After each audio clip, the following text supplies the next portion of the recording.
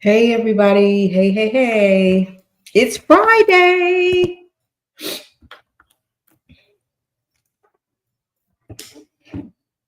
Hey, Alberta. Happy Friday.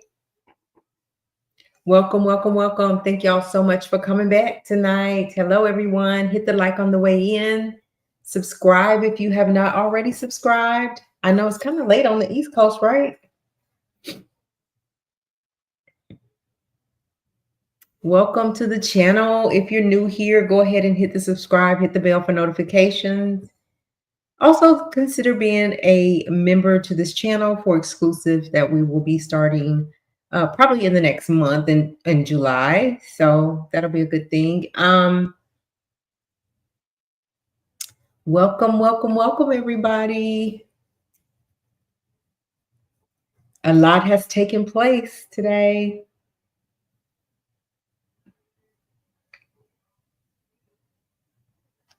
Yeah, Harlem, he keep beating you to the punch. He was in here. So that lets me know that he's getting his notifications when I post it on the board. Oh, Harlem's there. Hey Harlem, how are you? I'm good. How you doing? I'm good. Happy Friday. Happy Friday. We made it. Yep. Yep. So wow, a lot. A lot. Thank y'all for being here again. Hit the like button. Hit subscribe. We're getting there. We're moving up every day, so we appreciate it. Montana's back. He is here for it, y'all. He's here for it. All right, so we can get started. We'll get started. Harlem, I don't know where to start. It's a lot. So I'll just do kind of a recap. And I do have my glasses, so I won't be struggling. All right, so what to know about the trial. So earlier, before we knew what happened, these glasses. Oh. A juror could be dismissed from the panel after he allegedly gave conflicting answers about where he lives. The juror had given different answers to questions about where he primarily lives in either New York or across the Hudson River in New Jersey. The judge is sidebarring with the counsels to discuss. So we can start there. We'll start with the juror number 6. So I listened to a few people about this, but really what at the end of the day happened was with this juror. So just to explain who he was, they what they meant by that is that he had came in this morning and he was telling people about his week or about his night or whatever. When he came back, he had mentioned that he's in New York like 4 or 5 times a week, and that he goes to New Jersey where his girlfriend and his daughter is. And then he comes back over here, says he works in New York as well. So a court staff heard the conversation and went back and told the prosecution. Now, I don't believe that the jurors were all on board with this, with number 6. I don't think that they were too fond of him anyway. So they went back and they told the prosecution, the court staff told the prosecution what he had said. And so they brought it to the judge's attention. They went to the roving room. They had a conversation. And before lunch, they talked to him, and he was saying that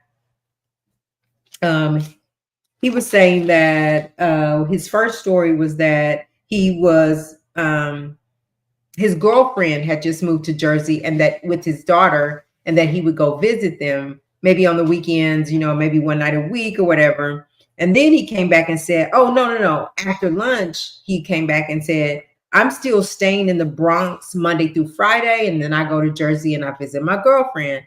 He also said, then they questioned him. They was like, "Okay, if you live in the Bronx, where actually do you live, and with whom do you live?" He said he lives with his auntie. His daughter lives in Jersey with the girlfriend, and that's where he goes on the weekends. but it came out that he had been commuting like almost every day. And so the problem wasn't that he like moved to Jersey. The problem wasn't that it wasn't of the a matter. Judge said it wasn't a matter of where he stayed at the time of a month ago when they did jury selection. None of that matters. What matters to him is that this juror can't answer a simple question. And according to policies and laws, that simple question, that if a person can't answer simple questions as, for example, where do you live? Just real simple questions, and they struggle with that. That's cause for to dismiss a juror. And so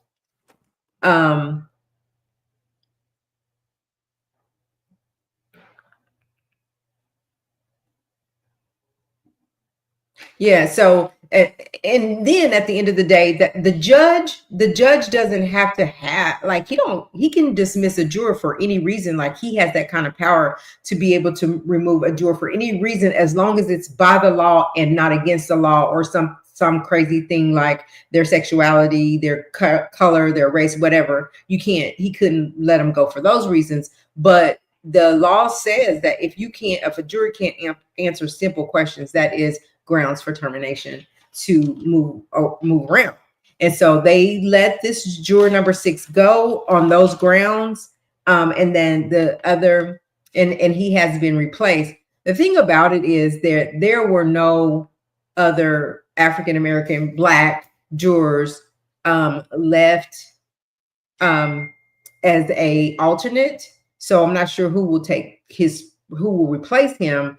But anyway, so they had this thing called a colloquy,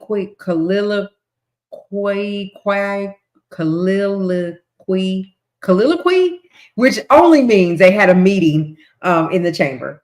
And then both sides came together, they talked to the juror, and at the end of the day, the juror is no longer. So that's what happened to the juror number 6 for his inconsistencies and not able to answer simple questions. So we have been talking about it was a possibility for like the last 3 days that this juror would be removed. They described him as about a 30-40-year-old Black man, dressed really casual, nothing really more about him that they stated. So anything on that, Harlem? No, I think you got everything as far as him. Okay. And then, so just to continue the recap, Kanye West, Ye, whatever he wants to be called these days, the controversial rapper formerly known as Kanye West made a quick courthouse appearance today. He told reporters he was in attendance to show his support for Sean P. Diddy Combs. Ye spent about 40 minutes at court, but didn't make it inside the courtroom before departing. So as we said, Kanye is Kanye, and he made this grand appearance at the courthouse for 40 minutes.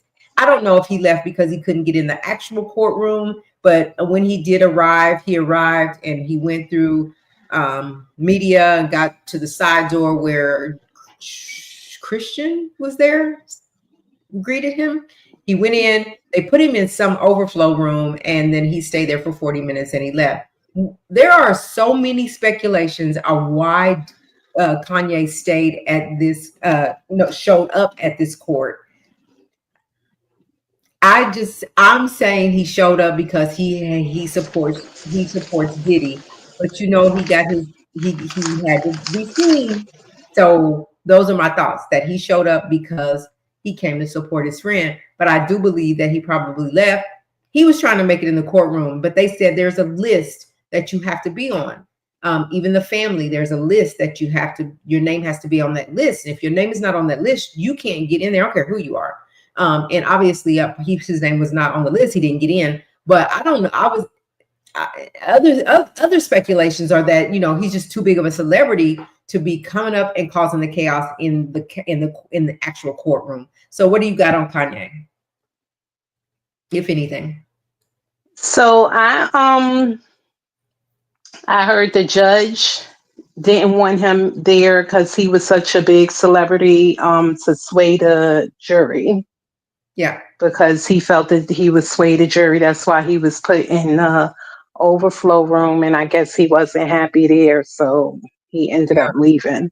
But yeah, I've heard that he went against his team because his team didn't want him there. His legal team didn't want him there because he has his own exactly. issues that he's dealing with.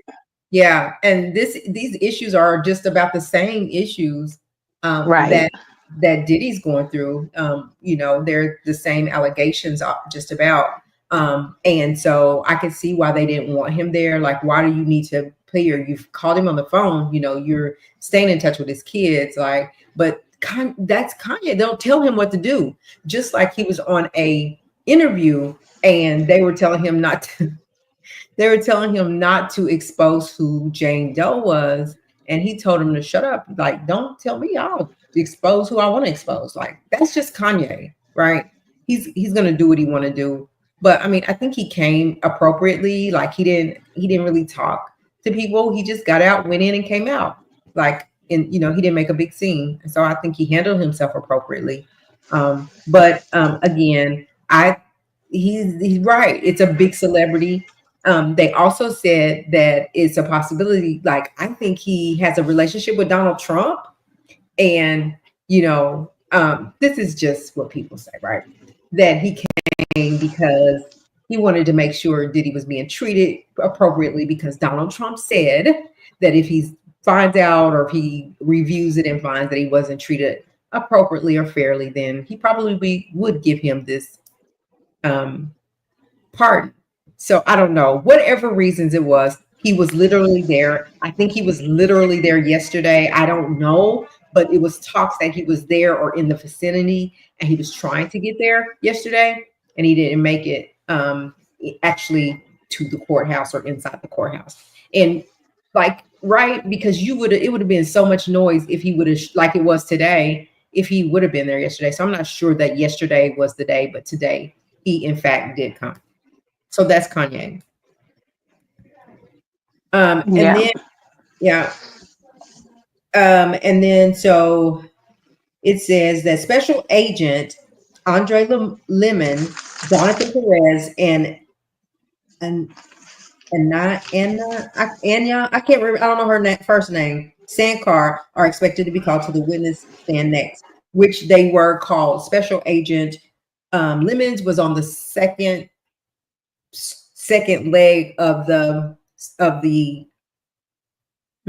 raid, where he didn't go in initially. He went in after they went in and secured the place.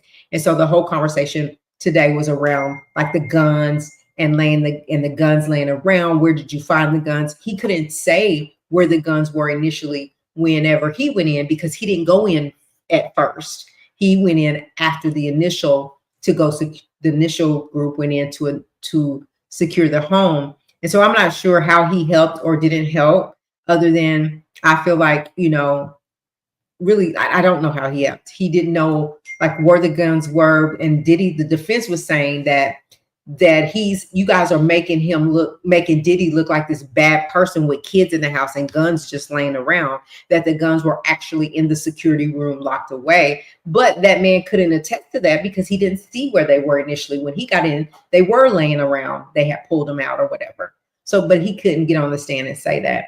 Do you have anything else about Agent Lemon and anything else he said? I mean, basically, he just was, for me, just telling about with the raid, how they operate when they do a raid. And it was, oh, and then I'll stop there. And then if you have anything, to see if you have anything. No, I think he was straightforward with his testimony because he basically just testified as to what they recovered from the scene. Mm-hmm. But I just think Agnafilio, that's how you say his name. I think, was he trying to be funny with him when he asked him, he said that he had worked in human trafficking for all of these years and he's never ever seized at a crime scene. Astroglide before? Like, is Yeah. Astroglide something that you would seize at a location? Now, and he said he's never seen that. Right? That was crazy. Right. Like, I don't know. Like, I don't know what the point was in asking him that, because you don't normally in a raid like that see that there's 900 bottles of Astroglide, 200 bottles of baby oil, and there was baby oil strolled through the house. Like we already know all that. And no, he was like, I've never, that's different. I never seen that, So are you clowning your clients at this point? Because Right. like, why did you say that? So yeah, that was crazy. That was crazy. And then there was the next witness was Jonathan Perez. So that is he was the assistant, Diddy's assistant, up until he went to jail, actually. So he's very relevant, very current assistant, not from years ago. This is really current. And he kind of talks about, I think that this is where, for me, that they can get to the forced labor charge.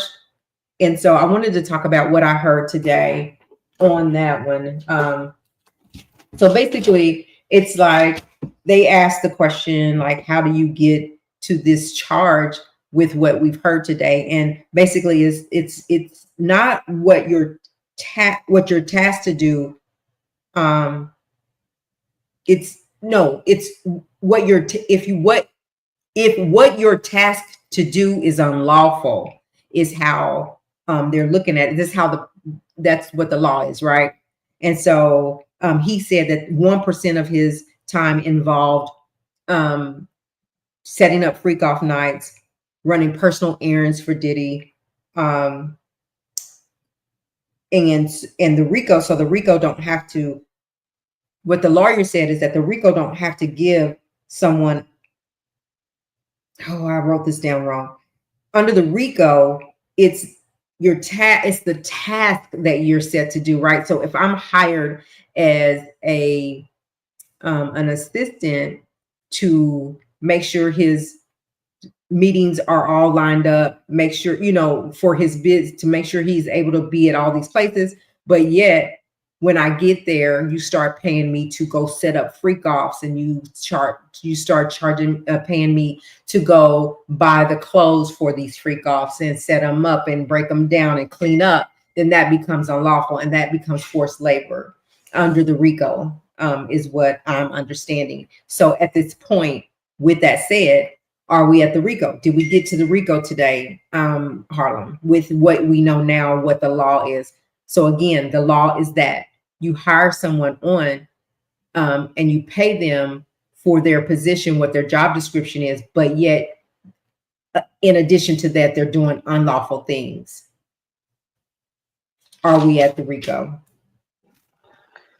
Well, I had thought that we had with the RICO because of the bribery and what did I say? Bribery and kidnapping. Yeah, yeah. So I Yeah. guess just another addition to that. He said, because they would argue the point, well, he wasn't at the time he was going to set the rooms up or go buy the clothes for the freak offs or whatever. That was for personal time for Diddy. But yeah, it might have been, but he was still being paid from the business. Does that make sense? So I'm Yeah. paying you for the position I hired you for from the business to do these unlawful things. And I think this man brought it. And I think some other assistants brought that too when you look at the law like that. She said was so still the question is posed, was the task that you did unlawful? So you don't have to show that it was a profit um a generated task, just part of the agreement for a common goal. It has to be part of an agreement for a common goal. And so they said, okay, then what's the common goal? The common goal was that everyone wanted to make sure that Diddy was satisfied. And we heard that with Jane Doe. We heard that with Cassie, right? And we're hearing that with the assistant. He told me to do something to satisfy him and make sure that he's satisfied and things are going his way. And so they all had a common goal, and that was to keep him satisfied. And they Right. said, And I think they all kind of met that goal. and I think they did, because Yeah. no one wanted to upset him. They didn't want to reap the repercussions of what would happen if they didn't do that. Jane said that she wanted to keep him satisfied because she loved him. That was her partner, and I want to keep my partner satisfied. So she's trying. This guy, this assistant, I want to keep my job, and I don't want him going off on me. Hi, Cherry. Hey, hey, hey. Thank you for being here. I don't want him to go off on me, right? So I'm gonna do everything I can to keep my boss satisfied, whether it's the freak offs or whether it's making sure his meetings are lined up and his daily business is taken care of, a common goal. So I think they're there. I think they're there with that. Also, what the reason I'm finding out that possibly KK is not now, so I don't know, but I don't feel like KK, and I think we all don't feel that KK is going to show up for the prosecution, right? Here is why they said that that she's not going to show up, but that she could be a co-defendant. It could be a sealed indictment separately from her, because today they talked about how KK would run the show, and we knew that, right? That she was part of this whole circuit. She would there were text messages that was shown in court today where she was given orders. She would tell them what to do. Like whenever this assistant saw the video of Sean, of Diddy, Jane, and escort in the mix, right, of things, instead of coming to her, he went straight to Diddy, and she was like, don't you ever do that again. Like, you come to me. What does that tell you? She's the middleman for everything that he does. So she knows everything. And they said the reason that the prosecution is not bringing her is because she's not going to get on the stand to help prosecution. She will get on that stand. She would, if they would have brought her in, she would have got on that stand. I don't recall that. No, that's not what it was for. Steady, instead of being point blank, she would have been avoiding questions, saying that I don't recall, or I don't know what you're talking about. Instead of helping them, she would have hurt them. So they're trying to push the defense to bring KK on so they can eat her lunch. So prosecution can eat her lunch. So I don't know if the prosecution is going to, if the defense, I'm at the defense, is going to bring KK on and have her to testify. Beauty is me. Hey, girl. Hey, everybody.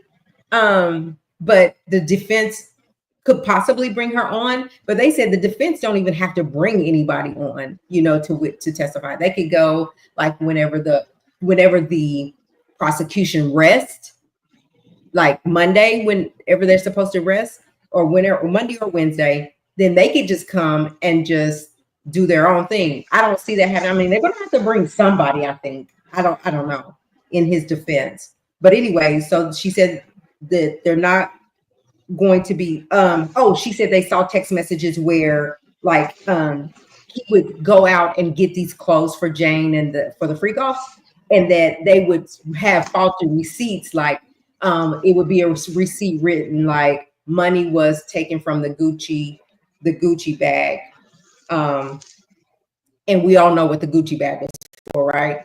So, but it would be like a false receipt so that for his taxes, it wouldn't look like he was using it for the freak offs. Does that make sense? Yes. Yeah. So he would using that money, but he was trying to cover up to say that it wasn't the business. The money didn't come from the business, or the money came from the business, but not for the freak offs. He didn't use it for that.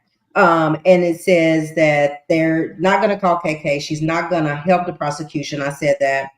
And did you know that Teeny Garagos was KK's lawyer, and that Diddy's paying for KK's lawyer? So that right there told me that she's not coming for the prosecution. Teeny is KK's lawyer?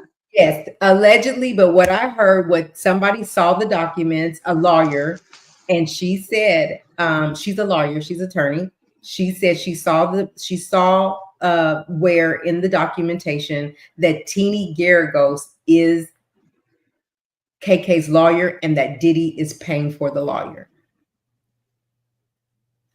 Yeah. So doesn't that say they're co-defendants?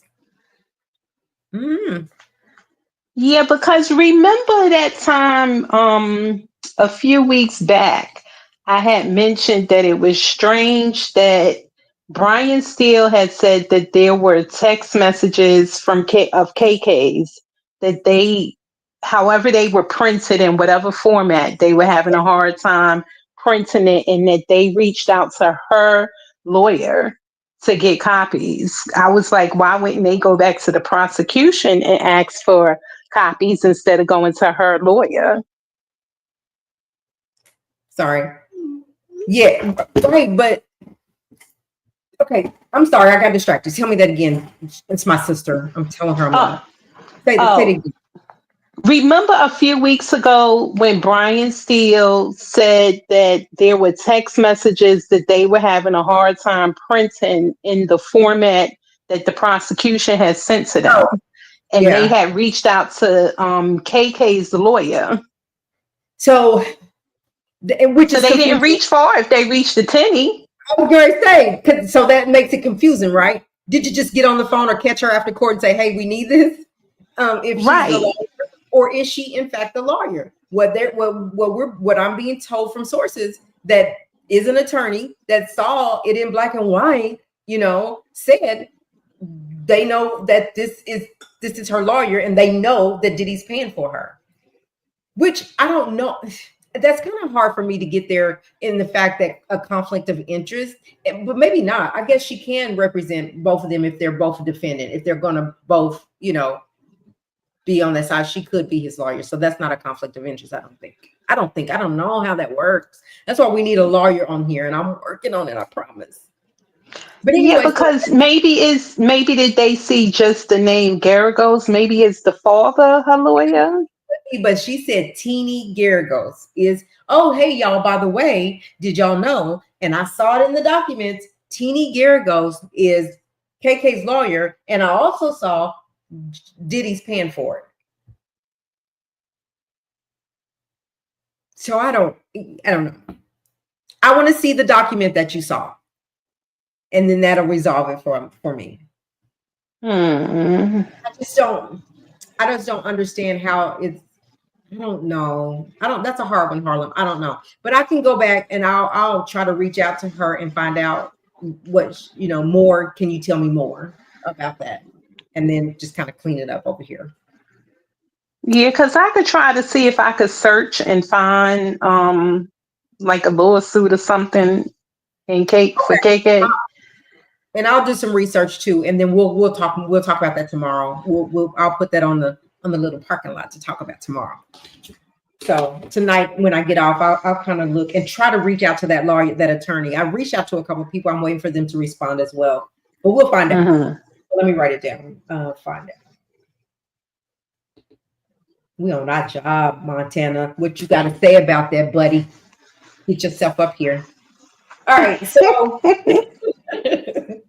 So anyway, you guys, let me take a pause and thank you guys so much for being here and sharing with us on your Friday night. I'm so appreciative of everybody being here. If you would go ahead, if you haven't already, just take 1/2 a second and hit the like button for me, and also talk to us in the chat. Let us know what y'all thoughts are, if you've been following as well, what you guys think. And you can hit the link if you'd like to come up on the stage and talk. If you don't, that's fine. Talk to us in the chat. Beauty is me. Good to see you guys. Alberta, of course, already said hi to you. Cherry M, thank you so much for being here. Said hi to you. I just appreciate y'all. I appreciate my members that have become members of the channel, and I promise I'm working on something exclusive just for my members, and it will probably be in July. So if you want to become a member to this channel, feel free to do that. You can choose what level you want to be, but we welcome you as a member so you can get firsthand knowledge before the public actually gets it. But it'll be good stuff. Like you'll be like, oh, I can't wait till the room starts. It'll be that kind of stuff. So anyway, thank you again. Hit the like and share it out. So then she said, she went down the line and she talked about S trafficking by force, then the trafficking, and then the prostitution. I don't know how we can cover that, but anyway, so she said, so the S trafficking, you have to have how she's seen that they got to the S trafficking is the times where he told her that he would spend more quality time with her, and then once she got with him, it was not quality time. It became a FO. It became a FO. So that was like persuading her to come and spend time. But once she got there, it was something different.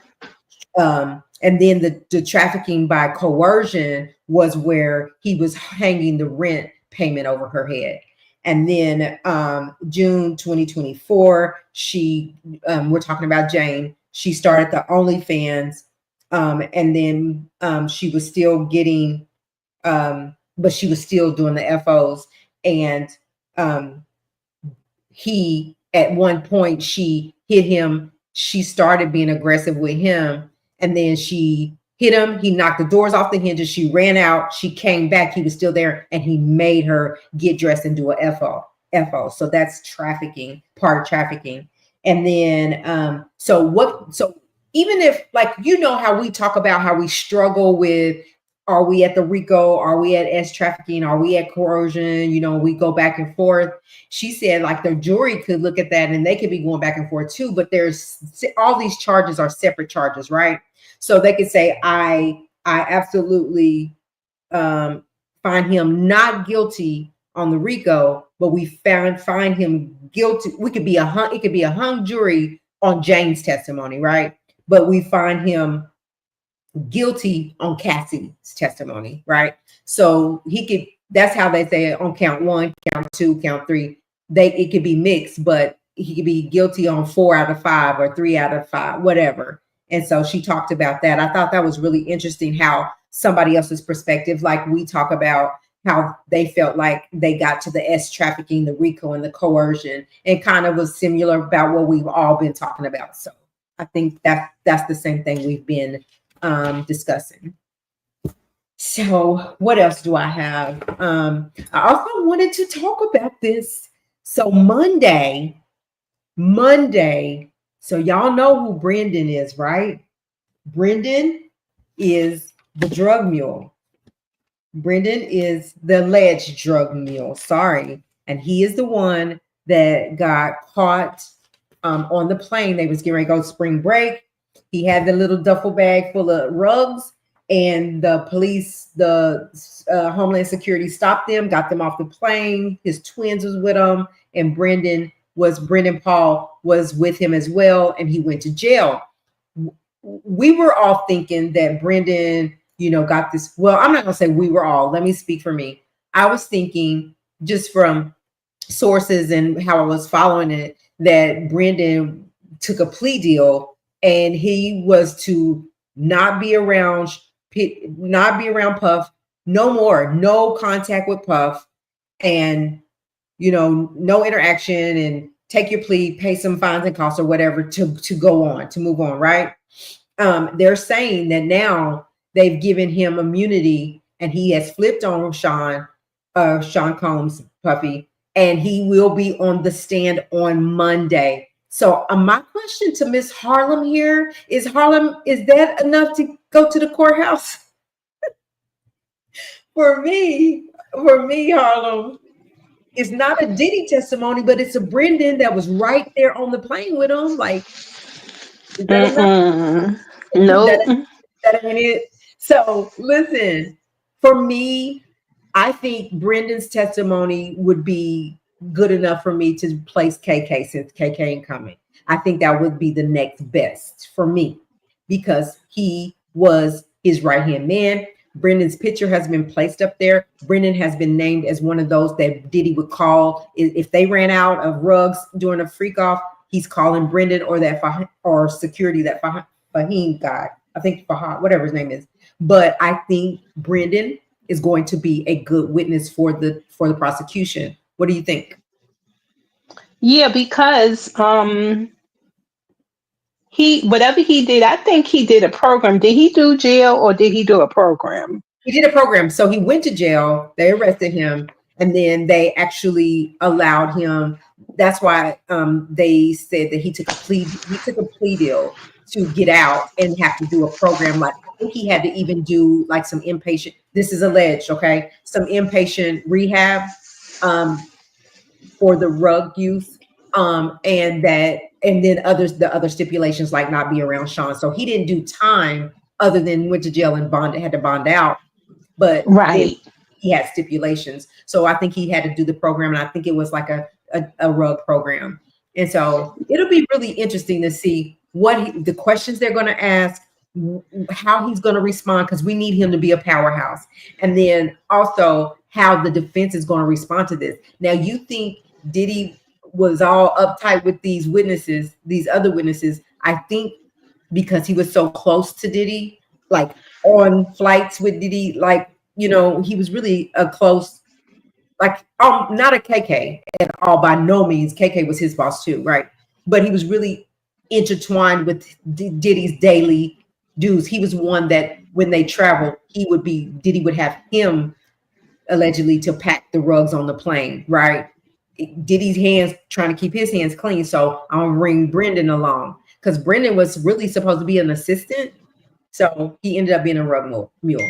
So that's what I'm interested in, seeing how he's going to react or respond to the questions that they're going to ask.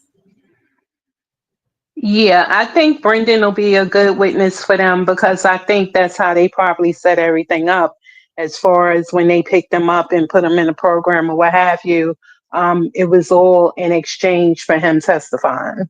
Absolutely. And I think that they waited to the end to make it a powerhouse move for the prosecution, is what I'm hoping for, right? So now you brought all these other witnesses. So they didn't do just horrible jobs, but I mean, I was still kind of shaky on the fence.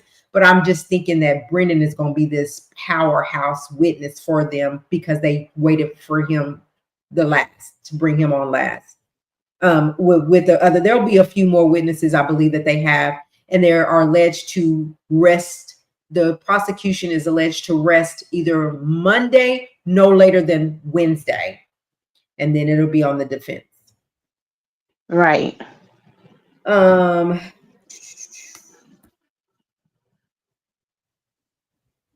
That's about the thing. So whenever, yeah. So just, I was trying to see if anybody had anything. Montana Med. Montana be on one. Look what he said, Harlem. I see him. What is the deal? Anyway, just some more recap that we found, that I found. The judge could be thrown, the juror, we know about the juror, the end of day juror is going home. That was it. So Jane was not just willing to participate in King Nights, but also help coordinate them. We already know that. And so Perez, who testified today, the witness said he left Combs's company, but harbors absolutely no ill will towards his former boss. So that was him today. He also said he wanted to avoid any kind of legal entanglement and thought working for Combs could put him into such a, okay, let me start over. He said he wanted to avoid any kind of legal entanglement and thought working for Combs could put him into such a situation. The last time he spoke with Combs, he said, was the day he was arrested, is when he spoke to him last. He said he felt great about him the same way he did when he was leaving his employment. So he don't have any ill wills against Diddy, but he had to do what he needed to do to cover himself, to not go to jail. He didn't want to be involved in anything like illegal.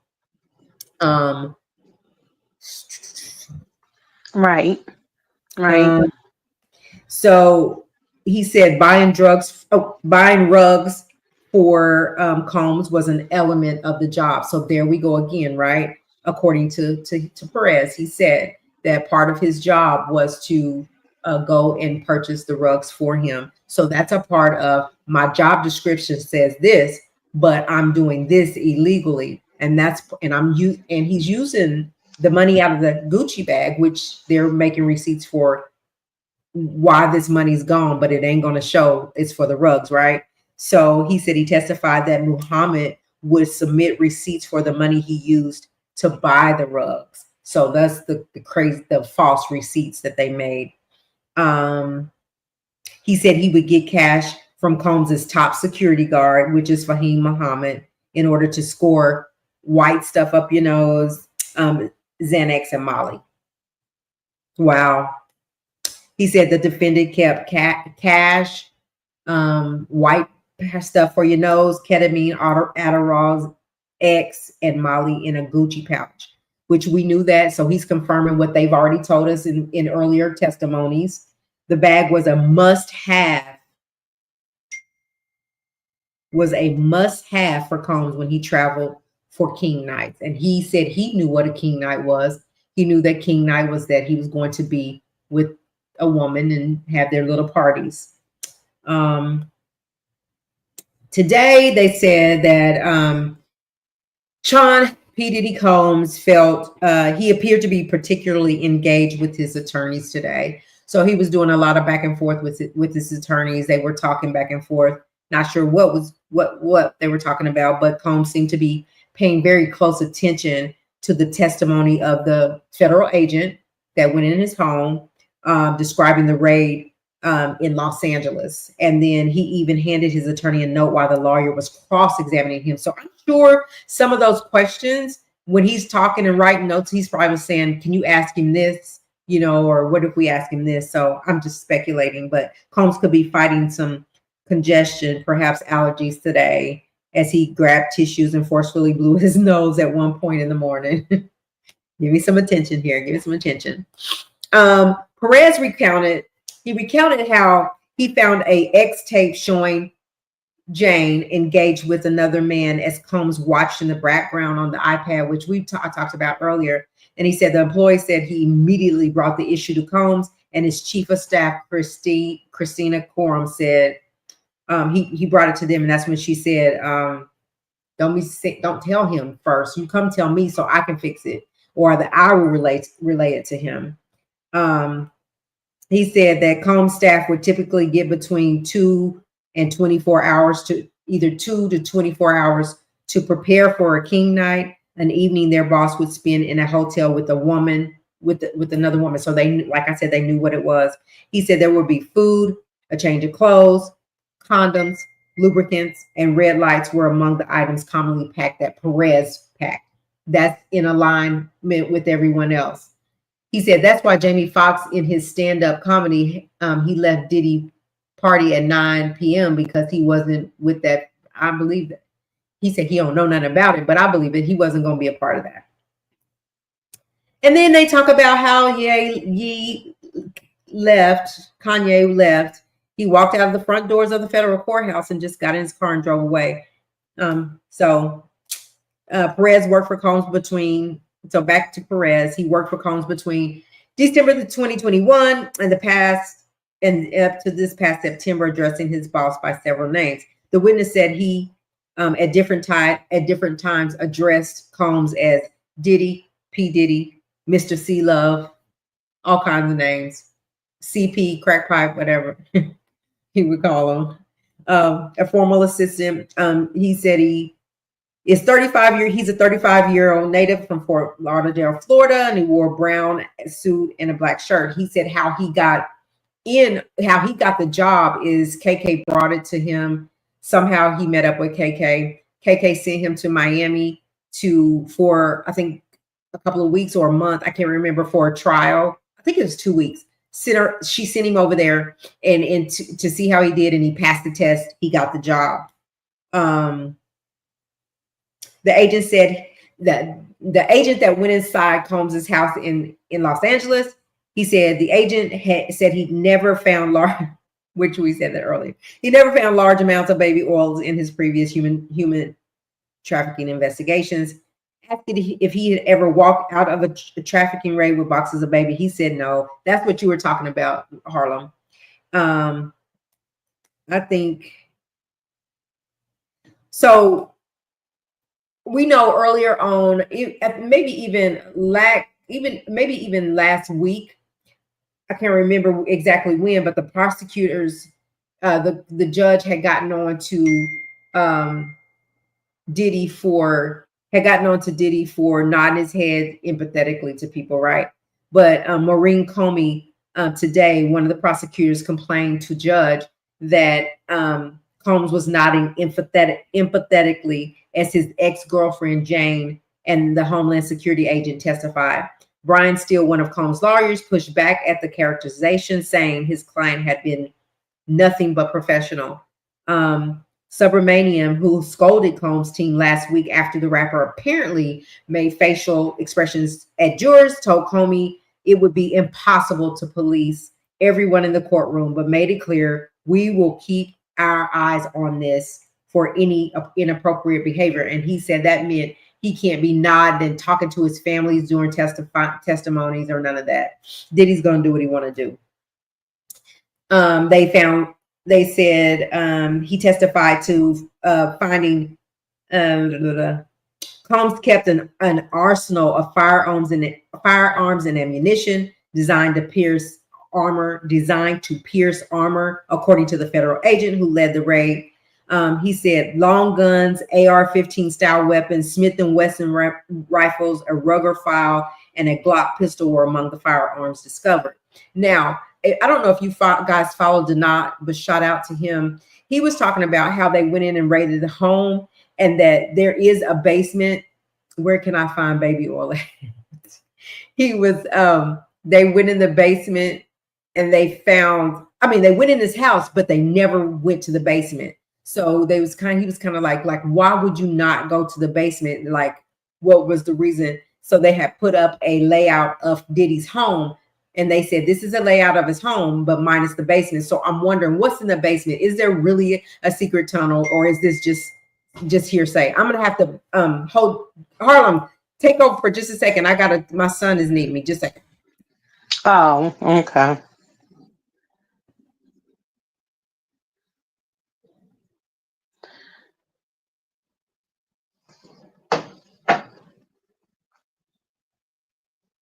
Did you guys all hit the like button?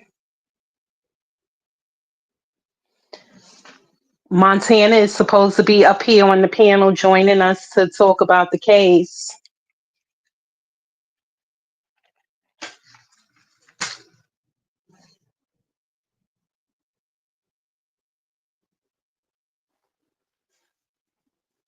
Thank you, guys. You follow directions very well.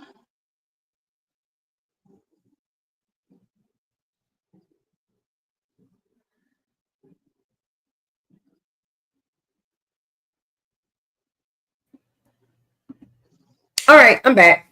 So they all say they hit the like button, and Montana is hey, still being messy up in here. He was the I first see him. one. I see him. I see him, but I appreciate you guys again. I appreciate everything that you guys do, and that for coming and sitting with us, like talking about this Diddy stuff and other things. So we appreciate y'all. Montana said he was first, honey. Don't play. But the thing is, when your notification goes off, I have so many people that I have to reach out to, and he's one of the people that I reached out to. So that makes me end up not being first. Oh, so you have to let him know that we're here. I thought he got the Montana. I thought you got the notifications if I posted it He on.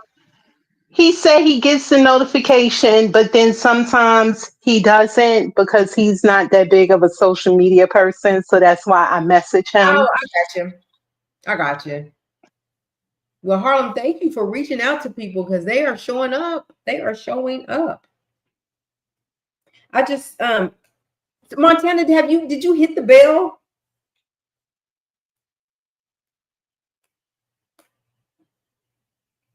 All right. So I was trying to see who was expected to testify next week. They haven't told. I haven't found that yet. But we do know for sure Brendan Paul will be Monday along with whoever else. They may keep him a couple of days. Let me see if he's coming to get this.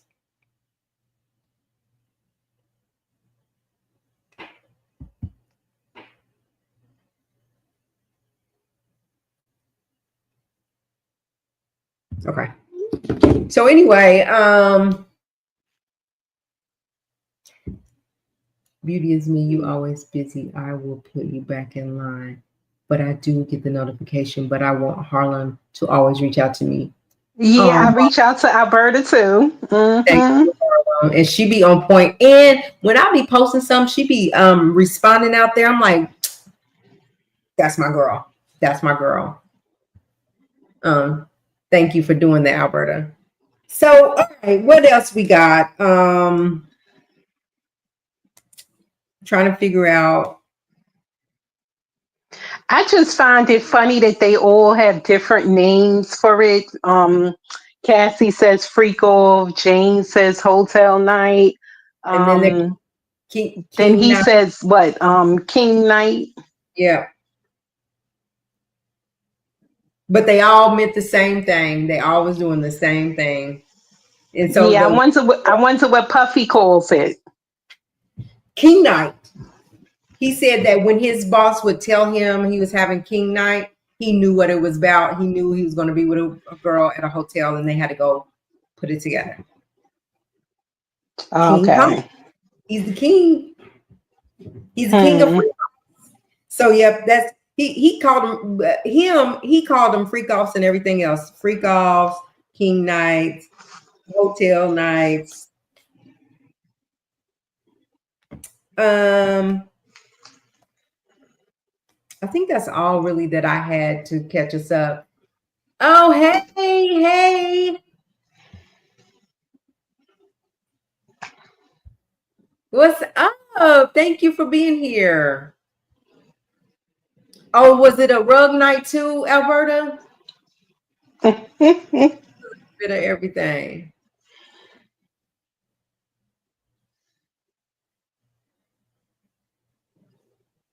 Thank you for being here.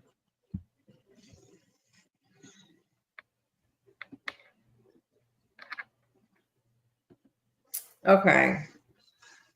Well, that's pretty much it for Friday night. Um, I'm gonna be doing some digging so we can find out tomorrow. Baby all night, little bit of everything. I was trying to see if we left anything out from. Nope, that was it.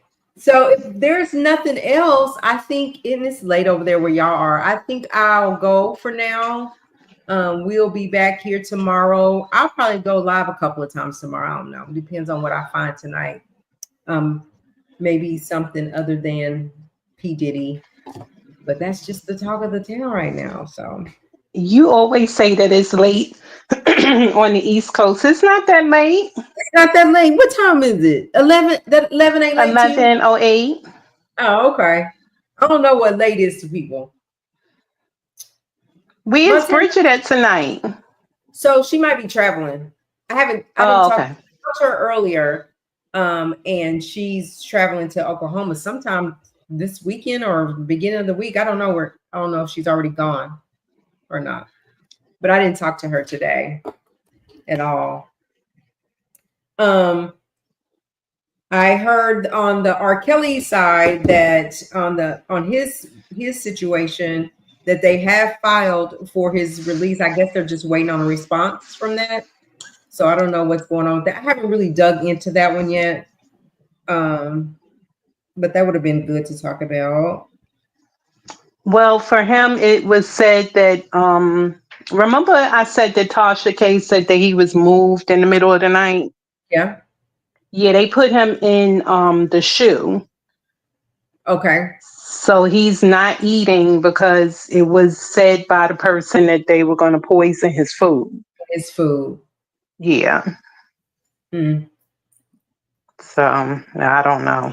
Well, I don't know. I hate it for him, and I hope he stays safe. But I'm just not sure that a judge will give him an immediate release. I'm not sure, but oh lordy, hi Montana, you decided to come up now. We ain't did nothing tonight. We staying on here till 2 o'clock in the morning. Oh, okay. Well, then let's just do it. I'm here for it. Anyway, so Harlem, but he didn't leave. Like he didn't leave.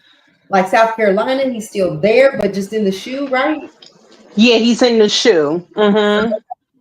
And they were trying to. They were thinking about like they were. The question was asked: would they try this in Chicago or would they do it in South Carolina? Um, and that they're definitely going to be talking. His lawyer was so sincere. He was like, "We're definitely going to be talking to President Trump about this to get him a Yeah. pardon."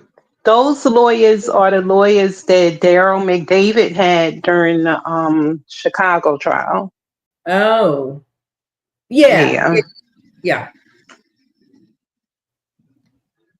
Who all's Yeah. on the team? So is that lady still with him? What's the lady lawyer's name? Didn't the lady, Jennifer Bonjean, yeah. she was with Weinstein. So because she was with Weinstein and those lawyers had been hired as well, she let them handle it. Oh, okay. Gotcha. Yeah. She's not on this one. Yeah. But I wanted to tell you before Montana does whatever he's going to do. I sent you a copy of an article, I think, because I Okay. have to see if I can find the lawsuit. They're saying that it's a new lawsuit, but it's not. It was a Jane Doe against Puffy. She just decided to refile it and put her name, and it's Chelsea, one of the old girlfriends. Uh, you So, so that lawsuit is now getting put out there, but it's sealed. I have to Chase- see because I had it in my email. I have to see if I can find it. okay, Chelsea Lovelace. Yeah. Yeah, it's saying Chelsea Lovelace reveals herself as plaintiff in Diddy assault lawsuit, alleges she was rugged, controlled, and forced into freak offs. Oh my gosh. Can she still do that? It's not too Well, late. the lawsuit was filed back in September. So because Jane mentioned her name during the trial, she Uh-huh. decided to put her name out there, I guess. Oh. Well, then, oh, okay. So when at what point will he have to go through that? This is a civil lawsuit? Yeah. Okay, gotcha. Yeah.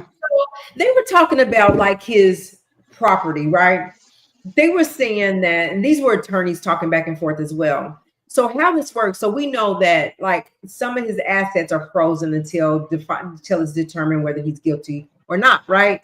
And they said that if he's found if he's found guilty and then he gets a pardon, that depending on how far in the process they are, he still could might not be able to get any of his, like he could lose his property and it would be totally seized, and that they would sell it, auction it off, and spread the money through the victims.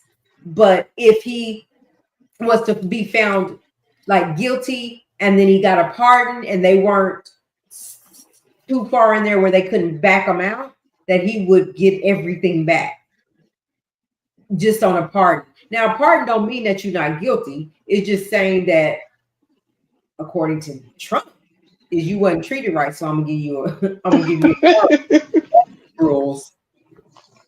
So that was kind of interesting because Diddy had been working on trying to get all of his property and all his assets in line and really secure like the Miami Star Island so that he wouldn't lose it in the event of being found guilty and they take everything else. But here's the thing, when you have a place like that, we talked about this, you have to have a yard man. You have to pay all these people still. But if there's no income, how are they going to maintain that place? You might have it, but how do you maintain it?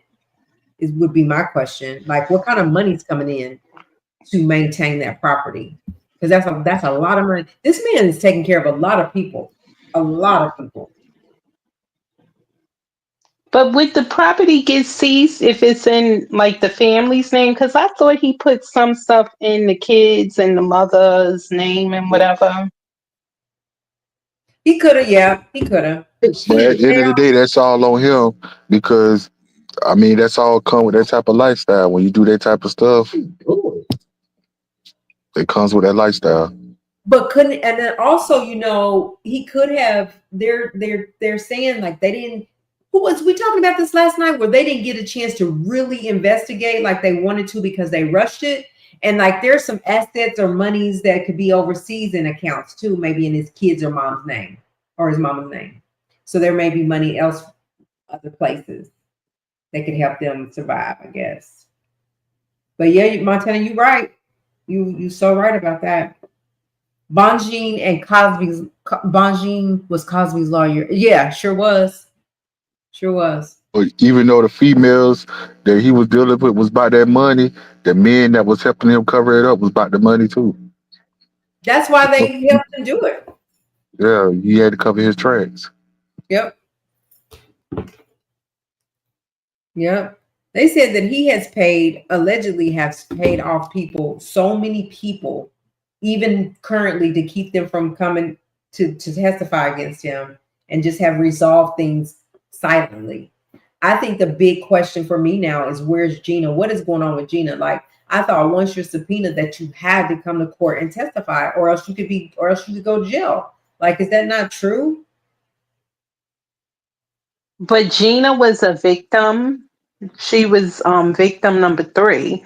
So they were saying they didn't want to like force her because she might become hostile. That's true, and then messed up the whole testimony. The whole test, yeah, I guess. He bailed Yeah, out. He was like, forget this. Do you think he paid her off to not come? I think so.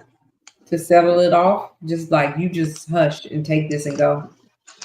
Because how does the victim and the lawyer disappear and not respond to Nothing. anybody? Yep.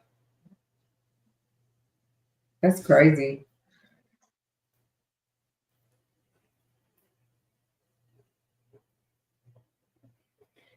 So anyway, well, come on, talk to us, Montana.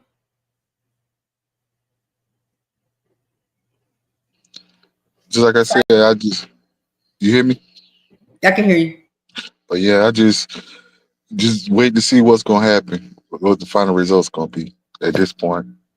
Do you at this point, Montana, though, but do you feel like the prosecution is losing? Yeah. Yeah. Because just like I said last night, you know, that speedy trial was a part of the plan because what was a technique to attack the prosecutor because just like I said, it was so much stuff. The prosecutor wasn't had enough time to work a case. Just like I told you last night, you had people that you had more people that testified in this trial than a murder trial. And you got prosecutors that take 3 to 4 years to prepare for those type of trials. And look how big this was, and they got this done within a year and a half. You know, at the end of the day, you know, when you see, and then it was a lot of bull crap in the game. You know, I believe that the defense made its point that everybody was in it for the money. Everybody enjoyed what they was doing for the money. Right. That's right. And that's why even like I think Roger Bond or no, one of them, the security guard said that they would see things, but you know, this was my livelihood. This is my job. That's how I took care of my family. And if I said anything, then you know, all that goes away. And so it was either say something and be fired or just turn the other cheek and just pretend to unsee what you saw. You know, I'm getting you see what I'm saying? They doing all I do is gotta do what he say, and I get to continue to drive my Maybach and have this and have that. Materialistic things other than people's safety. Yep. Seeing that, you know, like Cassie, for instance, would show up and now she got 2 black eyes after you heard them rumbling in the room and then she come out, you knew what was happening. if you didn't really see it. And then some of them actually saw it happen and didn't do anything. Even after this trial is over with, you still have women out there in the world will still do that same stuff for that same lifestyle. You got more women that's out here that will do that. And not complain about it. They gonna do it. And they might complain about it, but they still gonna do it. Just like Jane Doe. She was complaining about it, but she still did it. She still made it happen. She still showed up.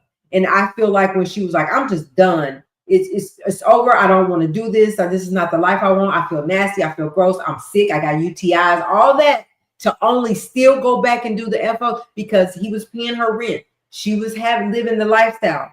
Even though she took a beating for it, she still was living that lifestyle and things were taken care of for her. You know, the question was, all right, we have phone call. All right, how you played the phone conversation, right? Yeah. All right, all of them had phones, right? This the question right here. If all of them had phones, all of them was able to dial 911 if their life was in danger. Get out of here. The truth. But why didn't they? Why didn't they? It always go back to why didn't you call 911? Why didn't you tell the police? Why did you? And they was rich people. They was rich people, so you know they had iPhones. And you know the new iPhones now, you could drop it and automatically call 911 because it detects an accident or you in danger. Oh, I didn't know that. They said they was afraid though to do that. Like, I'm not calling 911. Well, a lot of it because my livelihood, but I'm scared of him. I'm scared. I don't. But to me, I'm like, if the police can come and help me out, get me out, and then they would be afraid for their families' lives and stuff. They said. I don't know. I mean, at the end of the day, what's the purpose of being scared? Because once you pull in there, if it was that bad, where they had to call 911, if anything was to happen to them, it's a police record on file. If anything was to happen, they know who to come see. That man wouldn't go bother them. Yeah. That's crazy. And I guess in all honesty, they probably didn't want the next chick to one up them. That's what I think it was with Jane. It was saying when she was saying, I'm done. I don't, but she thought she already seeing Young Miami, right? He already is like, if I do back out, he don't care. He'll just go to the next one. So I'm gonna go back. I ain't gonna lose what I got coming.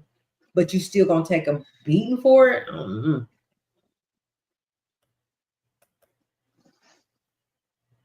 They didn't want somebody else to take their place, which they already was. Oh, y'all. I mean, he already tell you from the get, I have more than one girl. It's not gonna be just you. I mean, let's make that clear. He said that up front. So how can you think that you're the only one that's getting the free calls? But when you see Cassie and everything she went through, you was shocked because she was doing it too. Like, he kind of literally told you that it's not going to be just you.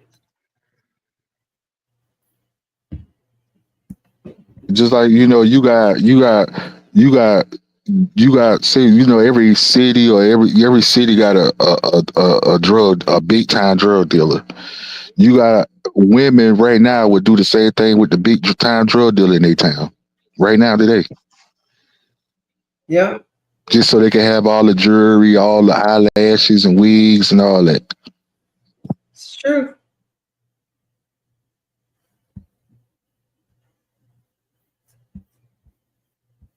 That's the truth. It's just honest truth.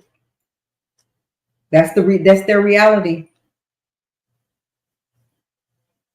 You got the average. You can have a conversation with an average person. They'll say, "Man, I do anything." He say, "He got that type of money. I do anything." He say, Woo. I hear it every day. Yeah. Love you. See you later. Be careful. If I was with him, he could sleep with how many women he want to, as long as my bills paid and all that. I don't care. You got women that do that. That's what they say. Long as my bills is paid, I don't care. But then, yeah, they just don't care. I was gonna say, but then what about your morals and values? What about you care about yourself? They don't, because Jane was letting him come to the house where her kid lay his head at. Right. That's first and foremost. So it's no morals or nothing. Especially if you can allow for that for your child. How old is her child? He's 12 or 13. I think he's in 6th grade. He just graduated. Oh, he was young. He was young then. Well, shoot. Yeah. She just, I mean, a couple of years ago, about 9, 8 or 9. Yeah, but even still, It don't matter. It doesn't matter.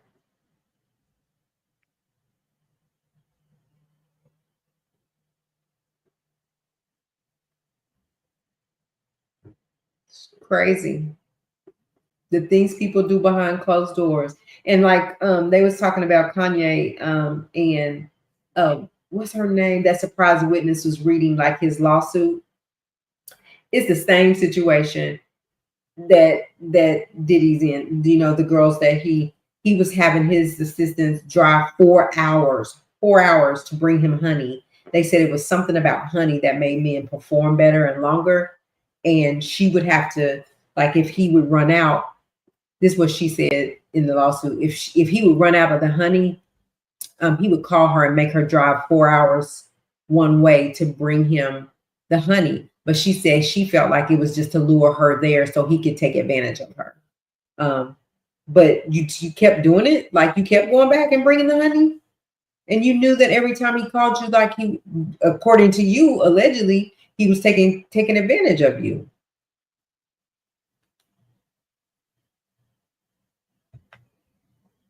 So same situation. And Kanye's the person that's filed the lawsuit on him. Her lawyer has been at Puffy's trial every day, they say. Oh, Lisa really? Bloom. Lisa Bloom. Oh, that's his lawyer. That's the girl's lawyer. The girl that's Oh, suing the girl. Kanye. Okay, his accuser. Okay. Yeah. At times when a female goes to the police and report that they feel their lives are in danger, they will put you up in a secure women's shelter. That's how I know they weren't ready to give up that life. Oh yeah. It was the lifestyle. It was the total lifestyle that they did not want to walk away, and they did not want somebody else to take their place. Because I can't think of anything else I mean, why are you sticking around and taking the torture? That's torture. That's total torture. Even if Diddy told them to pull the wires out the plug socket and lit the hot in the ground, they would have did that for the money. They'd have did it. That's how it was. Now you go in there, I'm sick, I can't. I'm sick, like I can't go no more. He was like, she said, and I threw up. He's like, okay, good. You throw up, you should feel better. Now go. Like, that's crazy to me. He didn't even care that she was sick. He didn't even care that she had UTIs. He didn't even care that she was sore down there and she just couldn't take no more down there. Kathy said she had sores all in her mouth. Ugh, and still, mm-mm, mm-mm. It's horrible. She disgusted anyway. How you go do something for 72 hours straight? That's nasty. Ooh, that's a long day and some long days and nights. And then just with whoever he calls over there, like this She done. She wouldn't want no more for the rest of her life after that. Right. And then picking people off of Craigslist. What? It's horrible. Yeah, because Tasha K has clips of an interview up that she did with one of Puffy and Jane's escorts. His name is Rico. Uh-huh.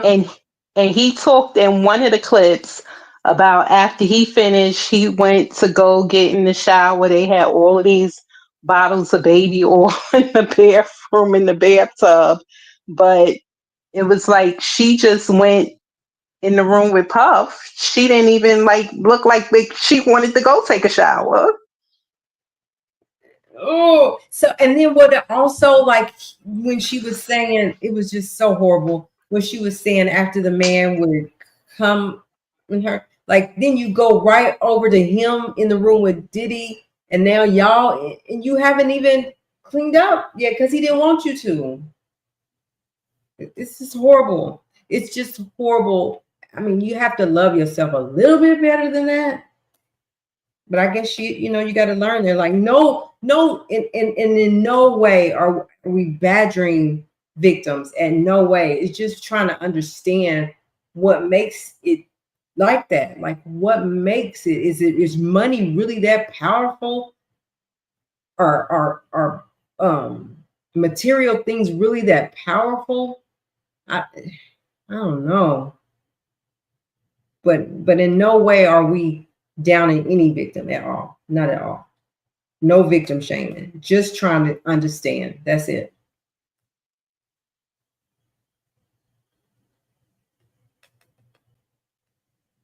Let me see. She said it's iffy how she was with Diddy all those years with all the men with STIs and never got pregnant. Or did she? She did. Cassie, she did. One of the escorts says that she got pregnant from him. Oh, from who? The escort? One of the escorts. Tasha K got an interview with another one of the escorts. She got pregnant by him, but she didn't have it. She did get pregnant over time, but she didn't have them. I know Gina did. I didn't know Cassie had gotten pregnant. Yeah, she did a couple of times. Mm-hmm. Cassie got pregnant a couple of times? She got pregnant a couple of times. Oh my gosh. Well, yeah. I had said I was going to go back to read her lawsuit and Little Rod because, a lot of stuff they dismissed from Little Rod's lawsuit is going forward as far as I think the RICO and something else in his lawsuit. But a lot of stuff that he had put in his, it actually came forward in the trial. It did. And like, I don't know who I've listened to, but it was like they talked about that and was saying that people think that Lil Rod's lawsuit all went away altogether, but it did not. It's still pending. Yeah, it's a court date for August. Yeah. Mm-hmm. I think he's gonna do all right. Diddy got a lot. Even if he was to be found not guilty and got out, he still got a ton of lawsuits to face. Other than why you think that? Well, because a ton of people filed lawsuits against civil lawsuits against him. But if that trial get dismissed, he shouldn't pay nothing. Now, if he get found guilty, then yeah. But if he get found not guilty, they ain't getting nothing. Yeah, you know what? Because how I beat the case, but I still got to pay y'all a settlement. Yeah. Yep, that sure is what they said too. They said, well, if he was to get found not guilty, he still would have to face them, but he would probably win. Win it. I don't know, or do they just go away?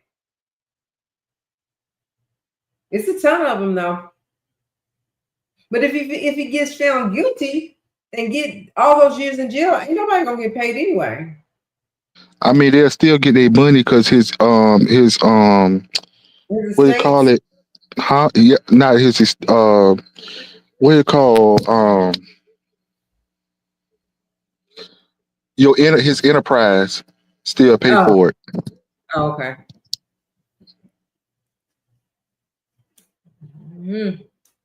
Because he still got accounted over everything. Mm-hmm. Oh, and I guess that's part of having to auction off. They'll auction off his stuff and pay victims as well. Is that how they do it? Yeah. if he had the capital, I guess he could pay out his pocket. But I don't think he'll sell his stuff because with the type of person he is, he could get a loan for that type of money where he don't have to touch his money. But then And how's he just gonna pay it back? How's it gonna work? If he's found not guilty, what happens? Like he come out and do what to make money? I mean, the music and stuff that he already did gonna continue to make money. That's gonna make money forever. Long Right, as but not the kind of money he's had. So he don't get to. You know what I'm saying? It's gonna be different. I mean, yeah, he probably. I mean, if he still got his businesses and stuff, but yeah, his endorsements they ain't messing with him. Yeah, all the endorsements are gone, and I don't know that anybody will fool with it after that. Fool with him after that, whether he win or lose. They kick him to the curb.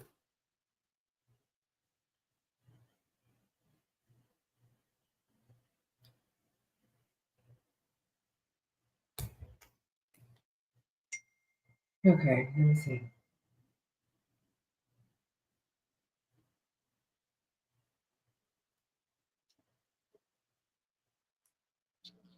But yeah, so I mean, he got enough to last him for the rest of his life anyway. You think so? Yeah, You think he got liquid money? yeah. Not See what he do is right. Let me tell you. They put their money in portfolios. That's why when they were talking about with Trump with his taxes and stuff like that, trying to count his money. The reason why because they put that money in foreign portfolios, so the U.S. can't tax it or keep record of it or nothing. oh. That man probably got hundreds of millions stashed somewhere. That man's great. He ain't no Rudy Poo Rudy Poo record producer like these other people are. Him and Jay-Z, all them, they straight. What about Kanye? Like, is he all his endorsements gone? Just fell apart, but he's straight for life. Yeah, Kanye straight for life. I think Kanye reached what, $1 billion 2 years ago? He became a billionaire about 2 years But ago. they said when he got these lawsuits against him, like he lost a lot of that. He I no longer was. mean, ain't their insurance? I mean, their insurance cover it too as well, ain't it?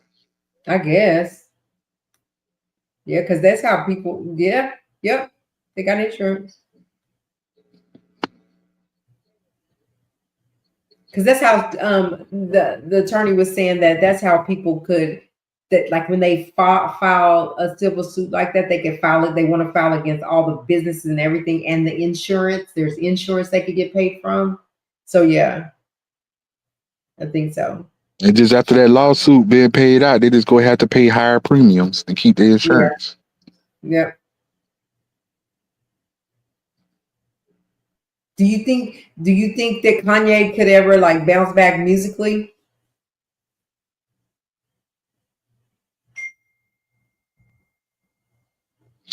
Yeah, Yeah, yeah. Only thing he got to do is drop one hard album. because it's in him. Yeah, it's in there. It's in him. He got it. But I was never a fan of him though. Me either. I wasn't a fan like that. Like there was just some songs that I would like. It was like one or two songs he ever made that I follow Diddy more than I follow Kanye. I'm I a ain't Jay too Z. much care for I ain't too much care for him either. Yeah, I'm a Jay Z fan. I like Jay Z. I've just started to like him. Yeah, I like Jay Z. I really like him better as a businessman, but I think he can rap. I think he is a born rap. That's a gifted talent that he has. He can do it. He got it. And then he's a brilliant businessman.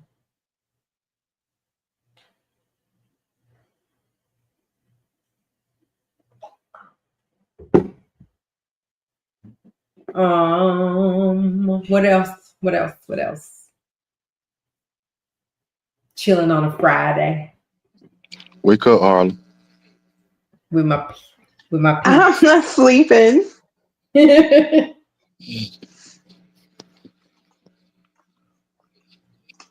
I'm not asleep over here. I'm just listening. But yeah, they straight. I always wondered about that because I be thinking about like Diddy's kids who was born into that, right? And they don't know no other life. They don't know no struggles. And so, how do you maintain that for them if you take him out of the equation? You take Diddy out of the equation, he taking care of his mama, he taking care of his kids, he taking care of his employees, he taking care of this, he taking care of that. And you take him away, then what? Do they continue to try to run the businesses? Like what? I mean, well, quite sure. I believe Diddy probably had them his kids straight before they was probably 5 years old. They been straight. Yeah. Just So like you think? just like Because with I know. Jay Z, huh? Go ahead. Go ahead. Just like with Jay Z, he'll tell you straight up when I think something happened with Blue Ivory Carter where somebody was trying to pay her $10 million to do something or whatever for an interview or for something, and Jay Z told her his daughter wasn't doing nothing for no 10 million. He said, "I give my daughter 10 million just to play with." But here, let me tell you what I see different with Jay Z and his kids and Diddy. Well, I guess Diddy's trying to, but Beyonce is molding Blue to be a star. Like she's already getting there, right? So she's gonna be making her own money too. Like she's set. Like I'm trying to see where these kids, the Combs kids, are set like that, where they can go out and make their own name and brand for themselves and make that kind of money that Blue Ivy's going to be making. Like, I don't know. I just see that Yeah, because Blue Ivory got that type of money right now. she got that type of money right now. And just think on her own, just without just that could be put to the side. Like she's made for life, right? Whether even if something, God forbid, happened to her parents where they ain't making that kind of money no more, somebody go to jail, whatever. Those kids, those three kids are set. And you know it. She's got a talent. Like her mom is, because you even seen it. Like she came out the very first time we seen her at a perform with her mama. She was mediocre, but she came back and killed the game after that because her mom, who she is, and she can get the training, and she is now people love her. She's winning awards on her own. She just won a BET award. But I'm looking at these kids and I'm seeing, what about the twins? Like, what are they gonna do? What can they do to be on that level or remain comfortable like they are if their dad's money was to just go away? Like, what else is it to them? If they had at least $1 million a piece, they better know how to flip it. They better know how to flip it the right way legally. You know how to hustle and take care of it. If it was just $1 million a piece left, you better work your jelly. Like you better figure it out. Because it's a way you can grow it. But you got to know. But their Diddy's a brilliant businessman. He's a smart businessman. Like he didn't become a billionaire I thought Diddy was almost a billionaire or was a billionaire. How scared he was. He didn't become that not knowing what he was doing. He was billionaire status. And then they said it just like when this all happened, it just kind of Well, then he's straight then, because when we would talk about they're the saying money he that got like liquidly $300 million. because if he was a $1 billion, a billion on a billionaire status, and them little punk little brides that he been paying 50,000 here, 100,000, that wasn't net to $1 billion. No, no. But when you look at $1 billion status, you're talking about like objects that are worth that much, like jewelry, Assets and credit. yeah, not liquid sitting in the bank $1 billion, right? But he's at billionaire status because of all these assets that he has that are worth that, plus what's liquidly coming in, physical money. So that's how he gained that status. Like with Oprah, like look at Oprah. Oprah is like, I think she literally has $1 billion in the bank. I really think that. So not only her property, but she literally has that kind of money. Where I think Diddy has a lot of assets to equal that, plus the money that he's making in his companies. And his biggest income was the Ciroc Deleon stuff, and that went away, which kind of put a dent in that billionaire status, right? And Alberta, that's right. Like didn't they say like well, no, that wasn't him. That he owed people, that he still owed, like he wasn't paying people the way he should have been paying them. They was getting underpaid, period. According to them.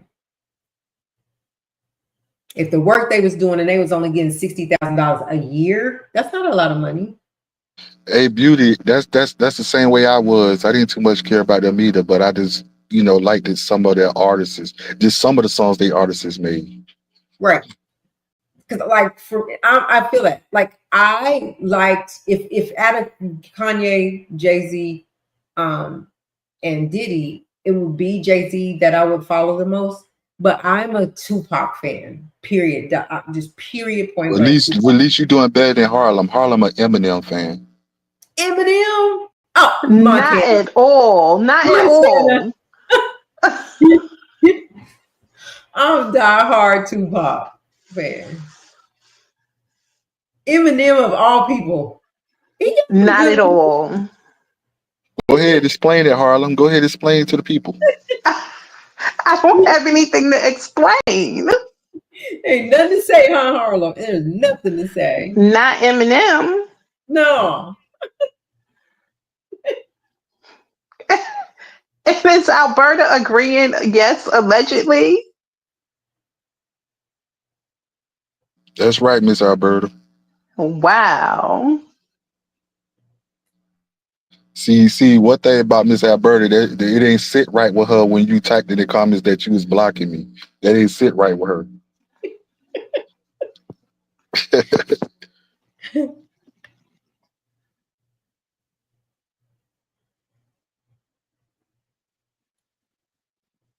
If the truth be told, Beauty is me. I'm an R&B person to the core. I like just mellow R&B. I can get into that. But if I'm on a rap and I choose, it would be Tupac for me. But I'm just R&B to the core. Yeah, that's me, R&B. R&B to the core. Yeah. And I like the today's music, I do, but I like the older R&B music. Hey, Harlem, we speaking to a Ray J fan now. Don't forget. I know. a Ray J super fan. I know. I'm the super fan. What do you call those fans that like you running after him? If I saw him, like, hey, Ray J. Just my homeboy. That's so dumb. I have a heart for him. Tomorrow when she do it, tomorrow when she do a YouTube short and post it, why she gonna have Ice Cube playing in her background? Ice Cube. Now, that's funny. Montana be on our butts, don't we? Mm-hmm. Good Lord, can we catch a break? Yes, Beauty is me. R&B to the core. I can do that. I can do that. Day in and day out, I can do that.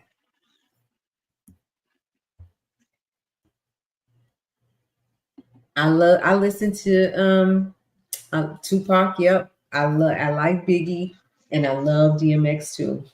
And I'm not a rap girl. It's just like I like that song. Oh, I like that song just here and there. Not like I know all the Tupac songs.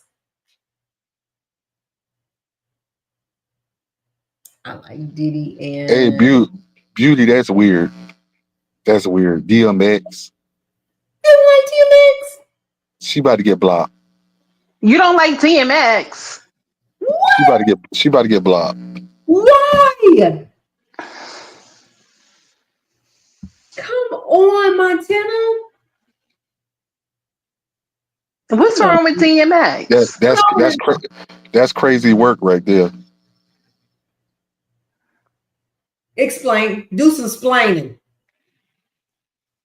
I mean, what y'all get out there? The voice is irritating. Yeah.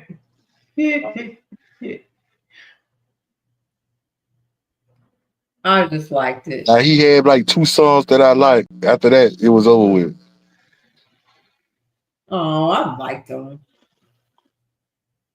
Yeah, I'll take Yeah. DMX What was over that song over he the had where he rest of was calling them. all them girls named that Keisha, Alicia, Miranda.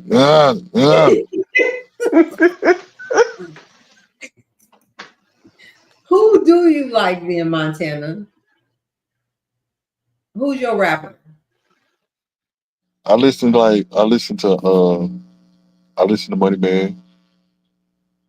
I listened to Who's Money Man? I listened to I listened to a little bit of Kodak Black Okay. and Any R&B? uh nah. No. I could never get into R&B. I listened to some old school, but not no R&B. Okay. Not really. That's what's up. Where my dogs at? Yeah. Yeah.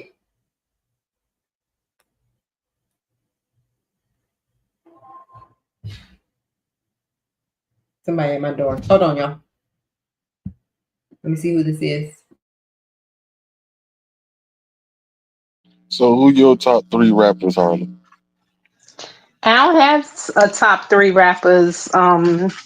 If I was to choose a rapper, it'd be DMX, LL Cool J. I just about to put my mic back on mute. Not you calling the name. LL Cool J.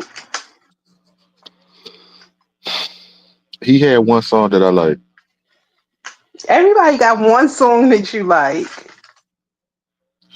Like what the like with me, like I'm very picky to music.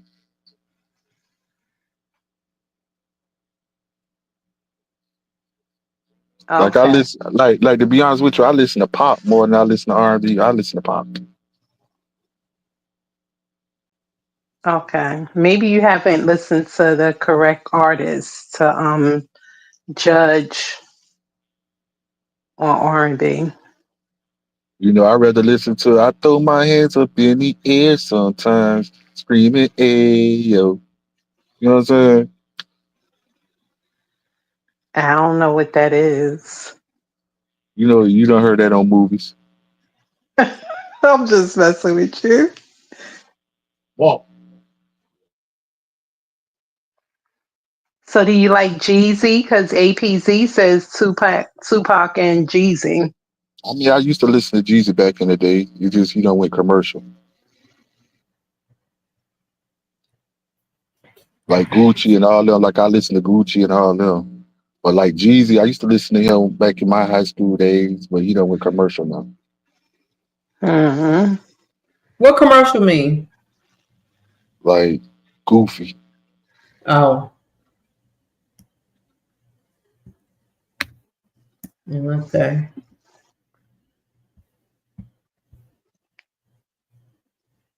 So you don't like Chris Brown? I like a couple of songs of his. Okay. You like One Wish? No, not by no Ray J. No, no. I like his sister Brandy though. Yeah, she called. I like her music. She's really good. Like Brandy and the old uh Monica and all that. Yes. Deborah Cox, Yes. Yes. Tony Good stuff. Braxton. Yep. That's good stuff. Montana, you see, you see that Beauty said that you can't block her. She was here before you.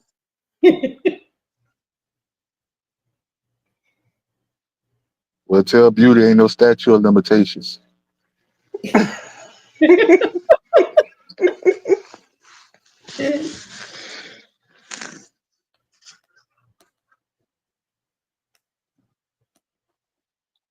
And Alberta says DMX, LL Cool J, and Queen Latifah.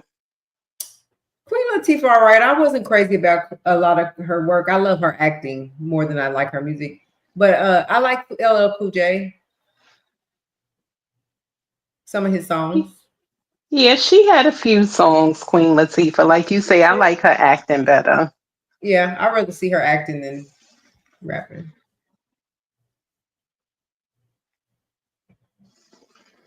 Y'all really said Queen Latifah. You don't like Queen Latifah? What y'all get out of it? I want to ask that question. What y'all get out of that? Hey, I just like a couple of her songs. I'd rather her be acting, but she had some good. She had a few songs. I liked her with Brandy Nim. I want to be down when they did a remix. I love that. Montana, look at the chat.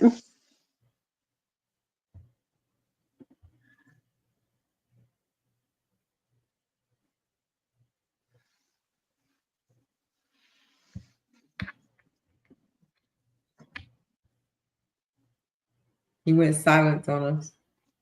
Oh, I was putting my music on because I got this game playing loud in my background. Yeah. What you playing? Now I'm watching the WNBA game. Oh, Oklahoma. Oh, the WNBA. Okay. Did we win? I want to do. Did we win tonight? Who's your team? Oklahoma.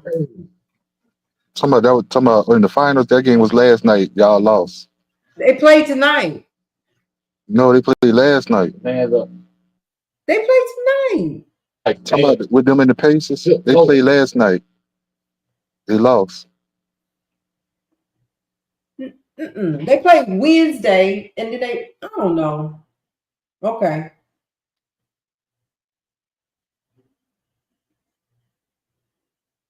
You might be right. That was Wednesday.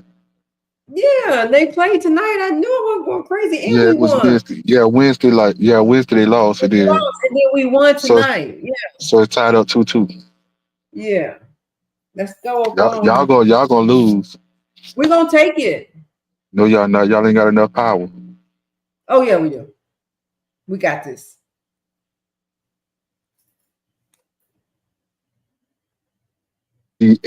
See, Indiana. Not only they got the power, they got vets too that can that really can play. No, They got more depth than y'all. but we're gonna be all right though.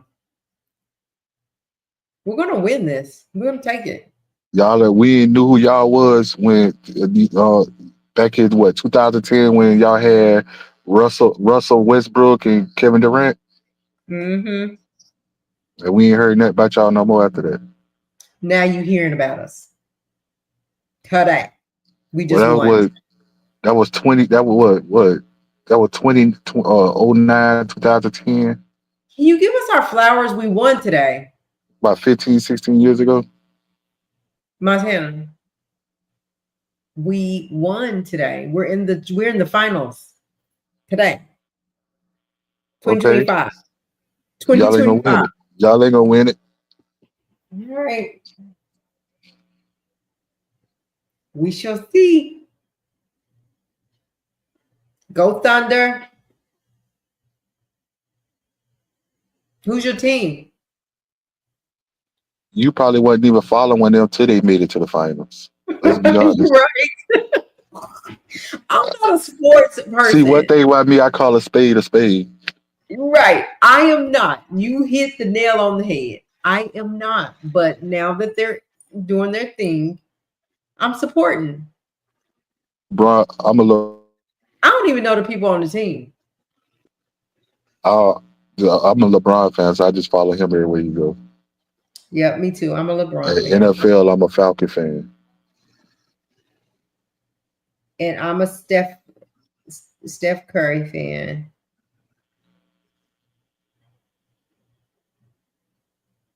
The Liberty WNBA Liberty.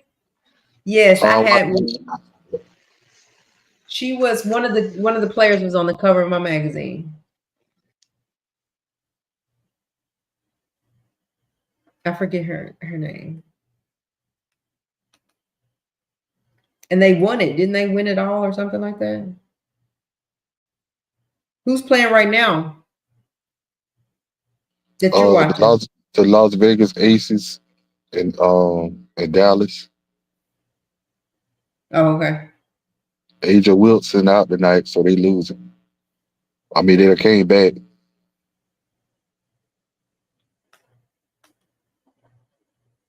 I like to watch the girls play. Liberty's playing tomorrow, Alberta.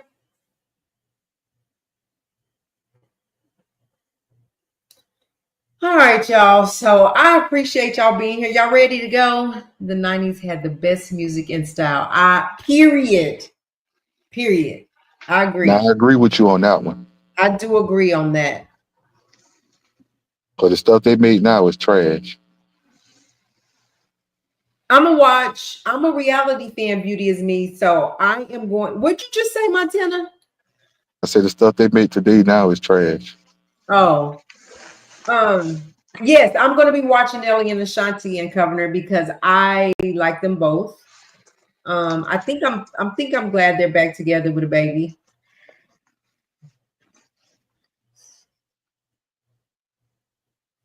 Harlem, you watch reality too? We can talk about it. Ooh, yay! Yeah, I do. I do. Remember we were supposed to do Basketball Wives. Basketball wives. We sure were. Because Jennifer and them, they bang, her and Evelyn they hate each other. Okay, Yeah. let me ask you then. Do you think that her husband Jennifer's husband is scamming? Yes. Me too. And do you think that eventually he gonna take her for everything she got? Or try to? Yes. Yes, I do too. And she just cannot see it. But every man she get though, it's something. Took a Range Rover, stalked her, just poor Jennifer. Yeah, every guy that she's been with since she's divorced, Yep, it's just been trash for her. it's just been trash for her. She just don't see it. And he got, Mm-mm. you know what? And the way he talked, he got a way that he can just lure her in the with just with his words. The way he talked, he got her locked, and it's gonna be a hard downfall if he really does that. And it's been proven that he's doing the stuff that they said he's doing with this people's money. Right. Won't even give them their money back. No, you wrong. But they went all the way to Paris just to have a party and then They they didn't end up even getting married in didn't even get married Vegas. there. Didn't even get married there. But they said they did that because they thought that the TV show was going to pick them up and do their wedding or something. Right. And they didn't. But it's just Jennifer, how Jennifer is about herself and how Diddy and her style and all of that. To get married at a chapel in Vegas with a midget. It's crazy. It's I crazy. said, what is going on here? It's crazy. And this is what's crazy. She's got it going on. She's very pretty. Like she just need to just take care and love on herself. This man, I mean, you can just see how he run game. He just, it just, you can just look at him and just the way he talks. And then all your friends are, so you saying all your friends is just jealous of you, against you. They're all telling you the same thing, and she won't listen to them. Right. And so Evelyn is genuinely telling you, look, this man, look what everything we found to be true. And she was like, we're no longer talking about my husband. Evelyn was like, okay, dummy. But she made the comment about Evelyn and Shanice both having been with the game. I don't ever remember Evelyn having been with the game. Yeah, I don't remember her being with the game either. But did you see her come out talking bad about Shawnee? And I was like, dang, Jennifer, are you done with Love and Basketball? With Basketball Wives? Because she was talking bad about Shawnee. She was. And I was like, she must be either done and he's done convinced her to walk away. Because Shawnee will tell you, thank you for your service. Exactly. Bye-bye now. Exactly. Because I was expecting her to tell Brandy that after she was talking to her Uh-huh. I sideways. know, right? I said, here we go again. They said she done told Brooke that. Right. Uh-huh. Yeah, we got to Right. get into that. We got to get into those. All right, y'all. I'm gonna let y'all go. I'm about to It's get off of here. Yep. I'm gonna go, and Hey. we'll be back tomorrow. Thank y'all for being here. Hit the like. We'll see y'all tomorrow. Okay. Thank you, Harlan, for everything. All right, y'all. Thank you guys in the chat for coming. See y'all. Bye, Good, Montana. good All right, y'all. night. Hey, Good you seen night. that thing I sent you on Instagram? Who, me? Me? Yeah. Both you too. Okay. I'll go check. All right, All right. All See right. y'all Good tomorrow. night, y'all. Good all night. right.